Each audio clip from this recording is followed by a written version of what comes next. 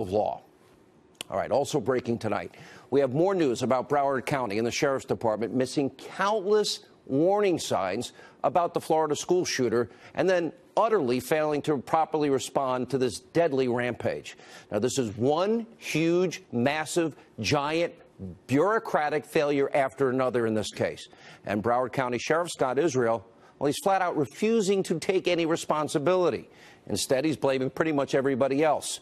According to reports, this is almost unconscionable. 4 of Sheriff Israel's deputies did not enter the building while the school shooting was happening. One deputy, a school resource officer on the scene, his name is Scott Peterson, he was armed with a gun and a bulletproof vest. He took up a position outside the building while the shooting was taking place. One student described Peterson as standing still as he heard shot after shot being fired. Now, Peterson's defending his actions and ended up resigning. And what we're now learning is that the first member of law enforcement to enter the school, they were actually from the Coral Springs Police Department. Those officers rushed right in. Broward County deputies, they took up a defensive posture and position outside. And also new tonight, Fox News reporting the Broward County Sheriff's Department also prevented the EMTs from entering the school. And there are questions about, well, would it be proper protocol? Students and teachers were shot and dying and bleeding. Now, sources are telling our own Laura Ingram that Broward County Sheriff deputies, they were told not to go into the school unless their body cameras were turned on, even though those deputies apparently didn't even have them. And Sarah Carter, breaking news tonight, reporting that under Sheriff Scott Israel's leadership, well, apparently there have been at least 40 investigations into that department and misconduct. We did reach out to the sheriff's office for comment on Sarah's story. We haven't heard back. This is all one huge, massive, giant blunder after another while students and teachers were being slaughtered inside the school. And sadly, that's just part of the story. We know the FBI was alerted not once but twice about Nicholas Cruz and his sinister intentions, including weeks before the massacre. One unidentified woman told authorities that she feared Cruz would, quote, get into a school and just shoot the place up. The Naples Daily News reported that Broward County Sheriff's Office received 18 specific warning calls about Nicholas Cruz since 2008. And law enforcement, imagine this, visited this kid's home a whopping 39 times in a 7-year period. And we also know Cruz raised all kinds of red flags at school. He wasn't allowed to wear a backpack because of security concerns. And he was ultimately expelled because of his behavior. And, of course, he posted all these disturbing images on social media.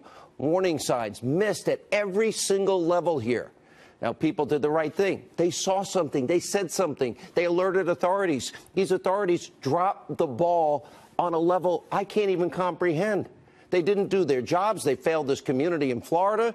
And these officials need to be owning up to their mistakes so it never happens again. And we can fix the problems in the system, prevent future massacres. But that's not the case. You've heard people like Broward County Sheriff Scott Israel. He's refusing to own up to his failures. He won't answer key questions. He pats himself on the back and has a general overall lack of sympathy. Watch this. When did you find out that Deputy Peterson had not gone into the building? How soon after the shooting did you know that? Not for days. How many days? Investigators looked. I'm not sure. You didn't look at the video? 1 week after the shooting, you hadn't looked at the video yet? I looked at the video as soon as our investigators, it wasn't my job to look at the video, it was investigators' job to look at the video. The families were at the CNN town hall, and you could have disclosed to them. I couldn't disclose it then because there was no corroboration, Jake. I could only take responsibility for what I knew about. I exercised my due diligence. I've given amazing leadership to this agency. Amazing leadership? Will you resign? It was a shame. No, of course I won't resign. Do you think that if the Broward Sheriff's Office had done things differently, this shooting might not have happened? Listen, if ifs and buts were candy and nuts, O.J. Simpson would still be in the record books.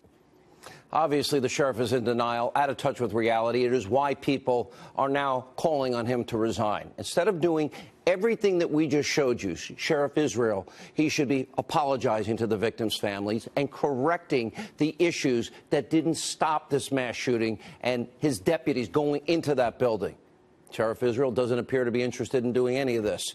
In fact, last week he said that he might not even release the footage showing Deputy Scott Peterson failing to enter the building. Listen to what he says. We're not going to disclose the video at this time, and we may never disclose the video, depending on the prosecution and the criminal case. But what I saw was a deputy arrive at the west side of Building 12, take up a position, and he never went in.